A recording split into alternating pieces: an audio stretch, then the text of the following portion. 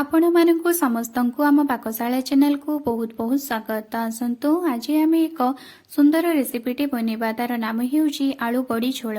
यह कम समय मध्यरे और कम सामग्री को लेकिन शीघ्र प्रस्तुत होइजिबो, किंतु यार टेस्टी बहुत बढ़िया लागिबो, स्वादिया लागिबो। आपण माने यह थरे घरे निश्चित ट्राई करिवे और मते कमेंट सेक्शन रे जणैबे केमिति हेबो। तो रेसिपीटी देखि नियंतु। एथि पई मु किछि बड़ी नै जाईची, ता सहित गोटे बैगण नहीं जाइछि, गोटे आलू नहीं जाइछि। आपण चाहिए अधिक क्वांटिटी मध्य एथिरे यूज करि परिबे, अर्थात अधिक परिमाणर बैगण और आलू नहीं पारिबे। ता सहित मु दुईटी टमाटो मध्य नहीं जाइछि। एबे मु आलू और बैगण को भल भाबरे धोई देइछि और आलू बैगण को मु छोट छोट खंड करिकि काटिकी नहीं जाउछि। ए सब को काटि सारिबा परे टमाटो को मध्य मु काटि देइछि। एबे आमे कड़ाई को बसैबा और सेथिरे किछि पानी देई देबा। एबे सेथिरे आमे हळदी गुंड पकेबा। हळदी गुंड पकई सारिबा परे आमे पानी गरम हेबा पर्यंत अपेक्षा करिबा। पानी गरम हेले फुटी आसिले ता उपरे आमे जो काटिकी रखिथिबा आलू और बैगण को पकई देबा। ए सब को पकई सारिबा परे सेथिरे आमे किछि लूण देई देबा, अर्थात स्वाद अनुसार लूण देई देबा और ढांकुणी देई एहाकू सिझिबा पई छाडी देबा। यह सिझी गले यहाकू आमे ओल्ही आनिबा। एबे आमे गोटे मसला पेस्टी प्रस्तुत करिनेबा।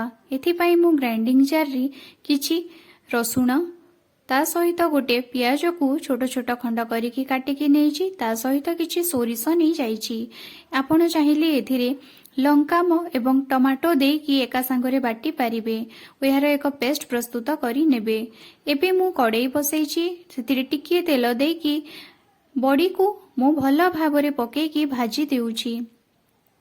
बड़ी को आपण पकेकी एभली भाबरे गोळै चलिबे। एमिति गोल्डन ब्राउन बा टिके रेड कलर होई आसिले जानिबे जे आपनक बड़ी भाजी होई गलानी। एबे याकू आमे काढी आनिबा। एबे आमे से समान कड़ाई रे आउ टिके तेल देई देबा एवं सेतिरे जेउ बाटिकी रखिथिबा मसला तक सब को पकेई देबा। मसला तक सब पकेई सारिबा परे आमे सेतिरे किछि हळदी गुंड देई देबा, ता सहित किछि लंका गुंड मध्य देई देबा, ता सहित आमे स्वाद अनुसार लूण देइतिबा। आगरु आमे सेथिरे लूण देइथिले पनिपरिबा सिझेबा बेले। एबे आमे मसला को देखिकी टिके लूण देबा। लूण दे सारिबा परे आमे मसला को भल भाबरे कसी नेबा। एथिरे अन्य कोनोसी मसला गुंड देबा दरकार नाही। या सिंपल प्रणाली रे प्रस्तुत हेबो एवं टेस्टी लागिबो। मसला भल भाबरे कसी होई सारिबा परे आमे कौन करिबा ना, जो सिझेकी रखिथिबा आलू बैगण ता सहित जो पानी थिबो से पानी सहित ए पनिपरिबा को आमे ए मसला रे पकेई देबा।